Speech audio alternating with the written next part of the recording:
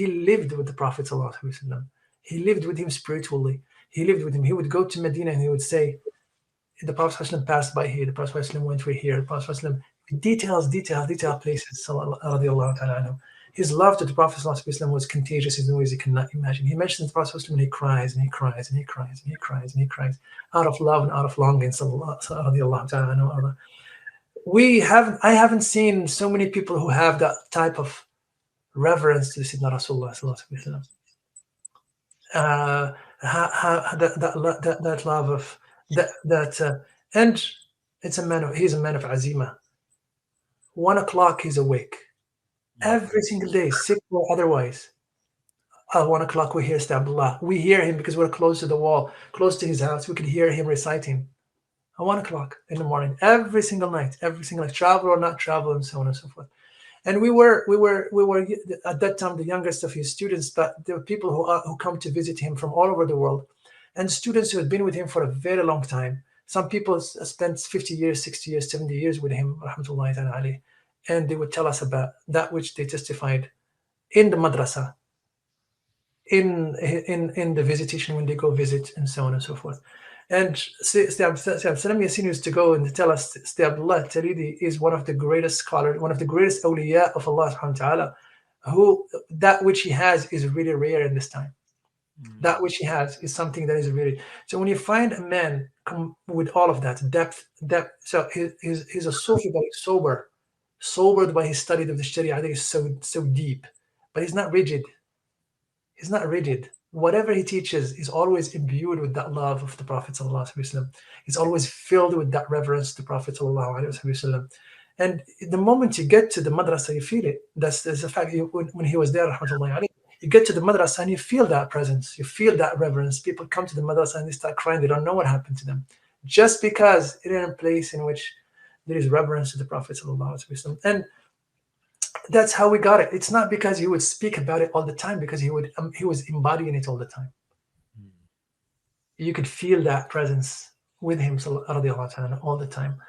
And alhamdulillah, Allah Ta'ala had granted me this tremendous amount of ni'mah that I didn't know its value at that time until I met with this man and we're sitting with him and we're asking him, and he preferred us, radiallahu ta'ala anhu. When guests come, he would invite us and we'd go sit down with him. And anytime we want to sit down with him privately, he would give us that time, radiallahu ta'ala, because of the recommendation of Shaykh Hassan Yassin. And subhanAllah, we still have some written things out of his hand and so on, and we ask Allah subhanahu wa ta'ala to elevate him. And so through him, my studies of hadith at that time were null. I mean, I was introduced to the study of hadith through Abdullah Taledi. And then I went to Dar Hadith after I did the madrasa for 2 years almost. I went to I was accepted in Dar Hadith, and I graduated from Dar Hadith, and then I came to America. So that's how he's the one. In fact, without being in companionship of Abdullah Taledi, I wouldn't have been accepted in Dar Hadith no whatsoever. So my bachelor's degree was in literature, Arabic literature. I didn't study Sharia at the university. And everybody who goes to Dar Hadith, they have to be the top of. They accept 50 people at that time. They have to be the top of their classes in Sharia, and I wasn't. So I wasn't more scholarly than those guys, or even close to them. I just had the companionship of Abdullah Taledi, and that was alhamdulillah. You know, Sheikh Hassan, I want to share with you a beautiful story about Sheikh Abdullah Taledi, one of the greatest ni'am in my life that came through you. When we had gone to Morocco to visit him, rahmatullah alayhi, with Sheikh Mukhtar, I had exchanged with his son my phone number. So I'd given Ibrahim my phone number. And we came back to the United States of America. And like a year and a half, 2 years have gone on, no communication. Wasn't in touch with him whatsoever. One day I'm in my home, Sheikh Hassan, and it was a Friday, Thursday going into a Friday, and I gave myself a wird of Salah an Nabi alayhi salam from the Dalal.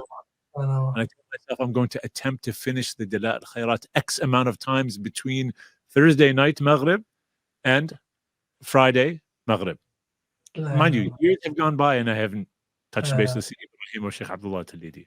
And so I finished this immense wird by Allah's rahmah at that time.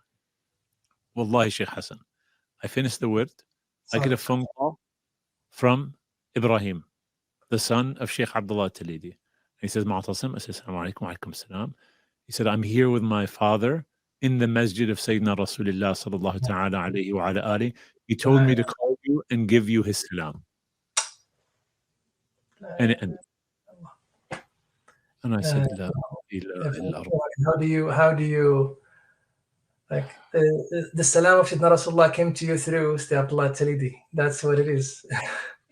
Alhamdulillah. Alhamdulillah. I mean, giant. SubhanAllah. Yeah. So this is, and people, again, people, this is how it works with the people of Allah Ta'ala.